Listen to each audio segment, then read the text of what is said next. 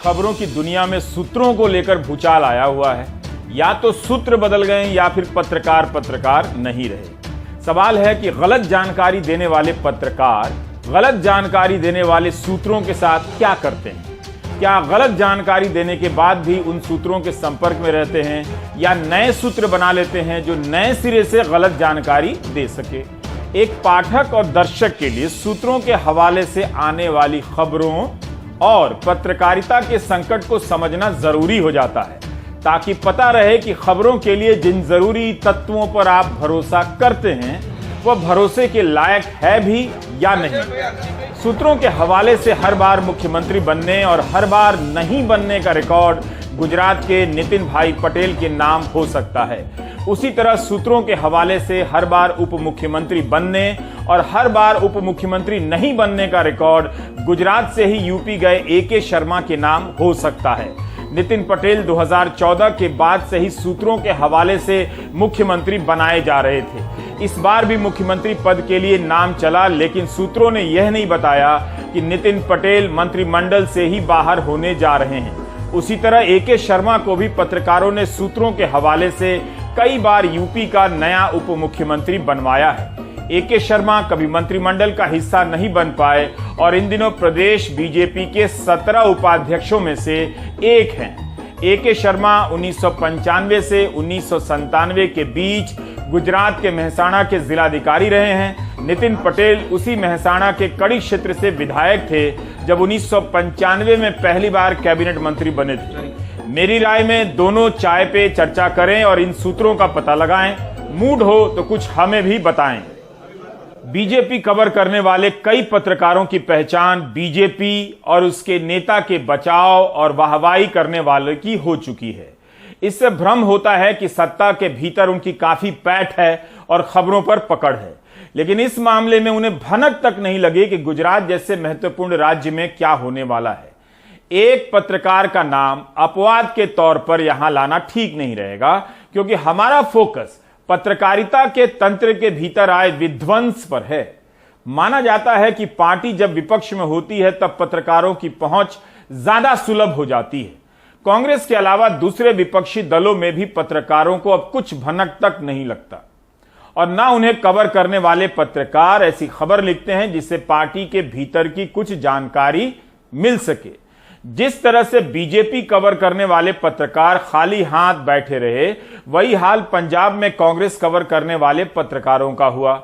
लगता है पत्रकारिता को भी अब इस तरह के पत्रकार चाहिए जिनकी खबर या तो गलत हो या वे गलत खबरों को आत्मविश्वास के साथ पेश कर सकें। पंजाब में चरणजीत सिंह चन्नी का नाम तो किसी सूत्र ने नहीं लिया, लेकिन सूत्रों ने जिनका नाम लिया वे मुख्यमंत्री नहीं बने। किसी एक चैनल का नाम लेना ठीक नहीं, क्योंकि ज्यादातर न्यूज चैनलों और वेबसाइट में चन्नी से पहले सुखजिंदर रंधावा का नाम सूत्रों के हवाले से छप गया। फिर सूत्रों का मन बदला और अंबिका सोनी का नाम चलवा दिया।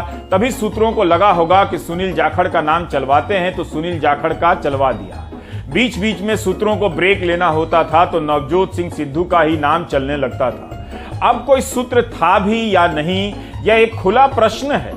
मुमकिन है सूत्र ना हो और यह भी हो सकता है कि पत्रकार ही आपस में एक दूसरे के सूत्र बन गए हों। भूपेंद्र पटेल और चरणजीत सिंह चन्नी का मुख्यमंत्री बनना बता रहा है कि राजनीतिक पत्रकारों की जरूरत समाप्त हो चुकी है। सूत्र पत्रकारिता की जान है। इसकी रक्षा करना एक पत्रकार का धर्म माना जाता है, पेशेवर धर्म। लेकिन यहां सूत्र के नाम पर ही पत्रकार पत्रकारिता की हत्या करने लगे हैं। सूत्रों के नाम पर आए दिन प्लांट होता रहता है। फिलहाल यहां जो संकट दिख रहा है वह कुछ पत्रकार और सूत्रों के अनुसार छपी खबर के गलत निकल जाने का संकट नहीं है। यह बता रहा है कि पत्रकारिता के भीतर संपर्क बनाने और खबरों को सूंघ लेने और खोज लेने की प्रक्रिया समाप्त हो चुकी है। इस पूरी प्रक्रिया में चैनलों और अखबारों ने निवेश करना बंद कर दिया है। पत्रकारों ने जिन्हें मौका मिला है उन्होंने भी काम करना बंद कर दिया है।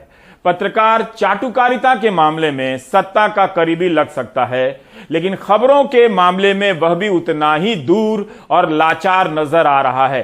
अगर सिर्फ यही पूछ लिया जाए कि आज आपकी क्या खबर है, इस हफ्ते की आपकी क्या खबर है, तो तो बहुत से पत्रकार ट्विटर पर जवाब नहीं दे पाएंगे, क्योंकि न्यूज रूम में उनसे अब पूछा नहीं जाता है।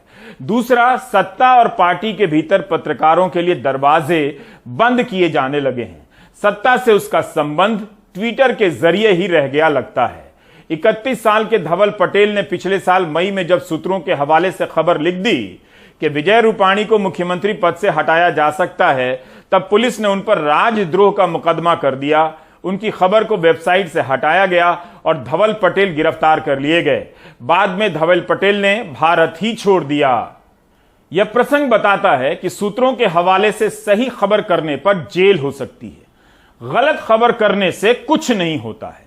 क्या राजनीतिक पत्रकारिता का अंत हो चुका है? नेता ही अब खुद से राजनीतिक पत्रकारिता करने लगे हैं।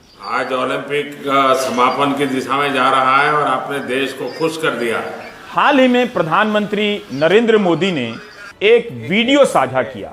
ये वीडियो ओलंपिक खिलाड़ियों के साथ उनकी बातचीत पर बनाया गया था। मल्टीपल कैमरे से शूट किया गया था और इसकी शानदार एडिटिंग की गई थी।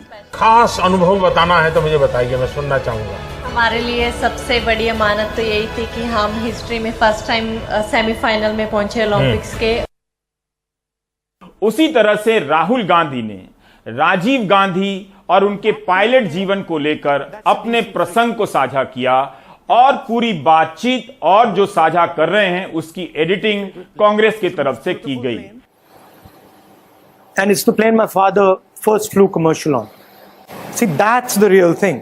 एक तीसरा उदाहरण तृणमूल के सांसद डेरेक ओब्रायन का देना चाहता हूं, जिन्होंने पेगासस जासूसी कांड को लेकर कई वीडियो बनाए और अपना बयान हिंदी और अंग्रेजी में दर्ज कराया और अपने सारे सवाल पूछे।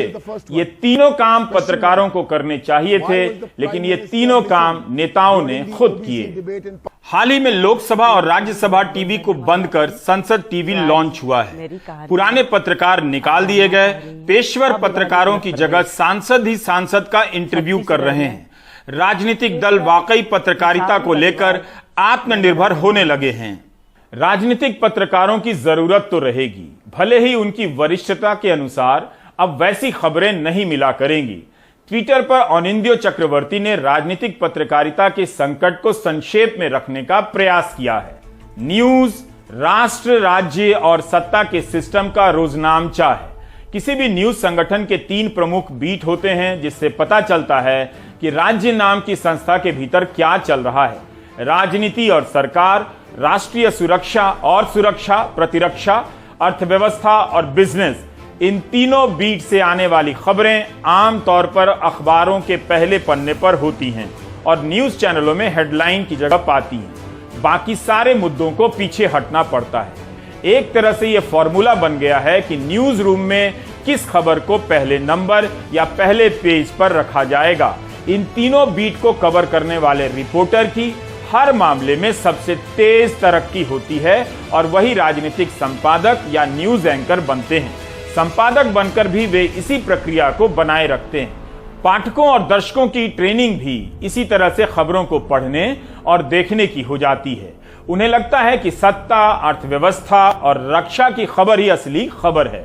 इस तरह की बीट के रिपोर्टर और संपादक सत्ता से अपने संबंध बनाए रखने के लिए मजबूर हो जाते हैं और जो कहा जाता है वही छापते हैं। ज्यादातर राजनीतिक खबरें किसी सोर्स की दी हुई होती हैं, इसलिए जो बड़ी खबर होती है वो कुछ और नहीं, प्लांट होती है। गुजरात और पंजाब में राजनीतिक पत्रकार इसलिए गलत साबित हुए क्योंकि पार्टी के भीतर सोर्स बनाने की प्रक्रिया ध्वस्त हो चुकी है।